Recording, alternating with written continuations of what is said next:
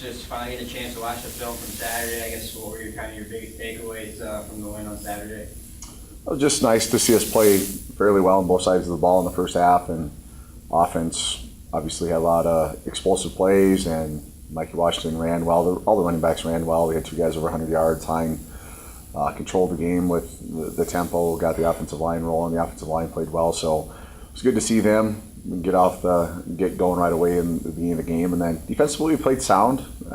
We probably gave out too many dumb penalties and offsides and things of that nature, but overall we were pretty happy and got a little lax in the second half. Got a lot of guys playing, so it was fun to see that. But yet, still some work to do.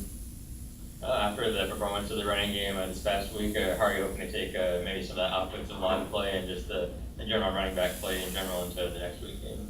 I think anybody that plays running backs or has played running back, they understand that it starts with the offensive line. And for us, Jordy puts us in the right position, our quarterback does, and then that should give us the opportunity to be plus with numbers and everything. So I give the credit to the O-line for making the plays when they had to, and the running backs, certainly did some good things. I mean, Mikey twisted around and ran all over and got the one big score. So, but credit to those guys. We need to improve still. I think it was a step in the right direction, and hopefully we'll have that.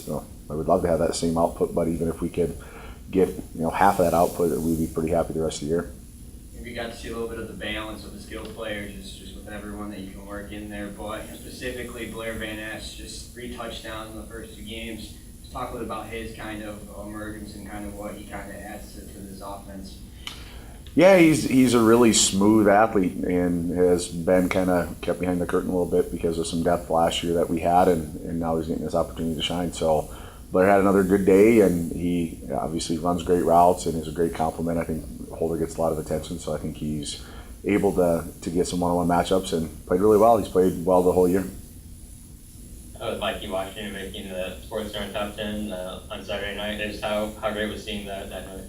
It was neat. Anytime you can get some national exposure for your program, and particularly the kids, they do all the hard work. So it was really neat. You got a lot of texts and emails, and you name any type of response from people from alumni to the program, and just a lot of people that they hear Bemidji State or they look it up in the paper, but you don't necessarily always see it on Sports Center. So cool for the program, that's for sure. A nice opportunity to see Mikey be able to do that. Defensively, the interceptions in secondary here.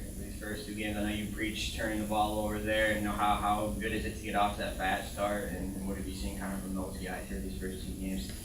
Yeah, Evan Tompkins and John Vogel played really well last game, and John is a great athlete. Just we're just kind of recruited him as a dual sport guy. He's played basketball and football here. I think he's starting to look like a football player now instead of a basketball player, a quarterback playing in the secondary.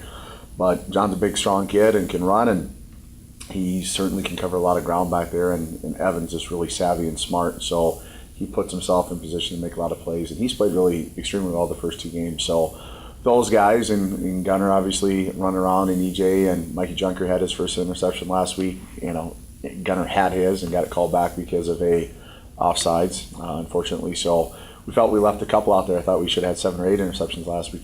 We really had 2 other ones go right through our hands. So fun to see those guys step up and give credit to the front down guys too, because the kid from CSP, both their quarterbacks took shot after shot, and they're trying to throw the ball quick. So kudos to those guys for playing hard and making that pressure happen.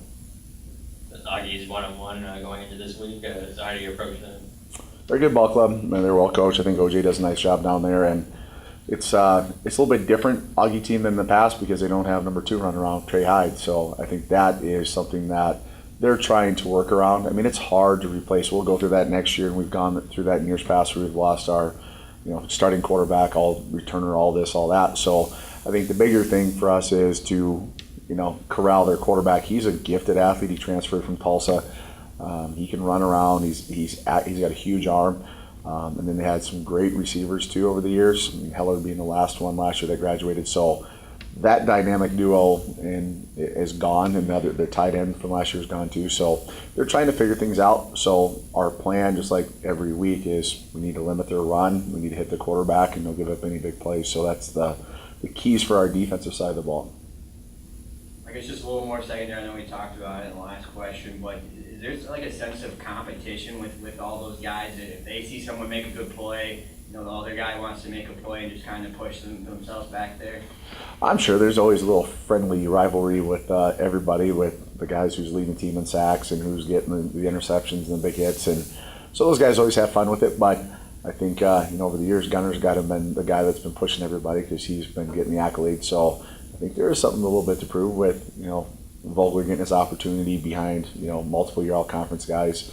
So it's fun. It's fun to see those guys run around and compete, and we're certainly shuffling. I mean, Gunner's playing a lot of different spots. He's played nickel, he's played safety, he's played corner for us. So we're trying to move him around a little bit and get some matchups to eliminate some guys out there on the field. But we really played well last week, and they were talented at receiver, and they were talented, and they obviously were trying to test us in the passing game from the get-go. So I think they had 50-some attempts, and if you take the penalties out, I mean, they probably had 60 attempts on the day. So it was pretty one-sided, and I hope they keep testing those guys, and we'll keep getting interceptions. That's fun.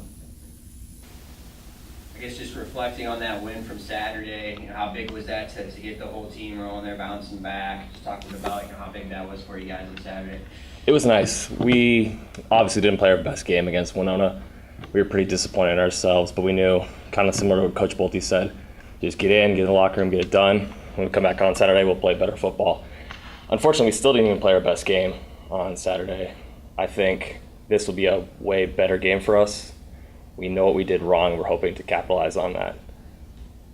With the 5 interceptions Saturday, just how big was that for you guys in the secondary?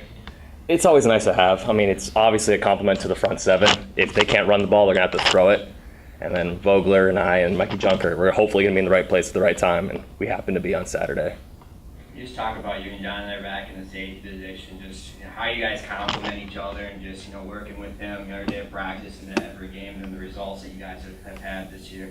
Not to give away any scheme too much for us, but I don't know if anyone's noticed, but all 3 of his interceptions, Vogler has came in man coverage, and that's just a testament to who he is. He's a fast, physical freak.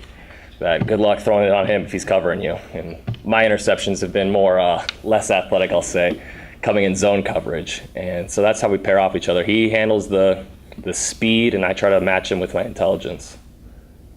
So defensively, shutting out Concordia in the first half, just what are some things you can take away overall for the defensive unit from that game? We brought it every drive. Against Winona, we did not. Obviously, you guys saw the first drive. There were some miscommunication errors, and it led to points on the board. Our second half, similar to that, we had some undisciplined issues with penalties, and we just let up on the gas, which I was pretty disappointed in because I wanted to keep it going. I wanted to put up 80 on them. I did not like them. The front seven, just them putting pressure on the quarterback, stopping the run. And Coach talked about some of the quarterbacks from Concordia took some shots from those guys on Saturday. Just talk about how that's been these first 2 games with those guys. I mean, I grew up with them. That whole front seven is who I came with recruiting. I've known who they are. They're freaks. I know what they're going to bring to the table. We listen on Saturday when they're out there. I'm not too worried about the front seven. We got to worry about us in the back half because if we can play half as good as they do, we'll be a pretty damn good football team. Going into this week now against Augustana, what are some things from a defensive standpoint that you're looking to gear up for against them? Augustana is a good football team. They run the spread and hurry up. First time we've seen that all years with the hurry up offense. It'll be a nice test. Going back to, I believe, 3 years ago, we lost to Southwest strictly because of the hurry up offense. We couldn't match their speed, so I'm very looking forward to the tempo and how we can do with that because that'll be a great test moving forward. I talked to Coach about this. Is there a sense of, maybe an internal competition with you guys in the secondary? Just if you see someone make a good play, is that just kind of in the back of your head? You maybe, hey, it's my turn. I'm going to kind of do something. Is there a little bit of sense of that? There is, and there's a little pattern to it. I don't know if y'all picked up on it yet, but every time Vogler has had an interception, the following drive I've had an interception.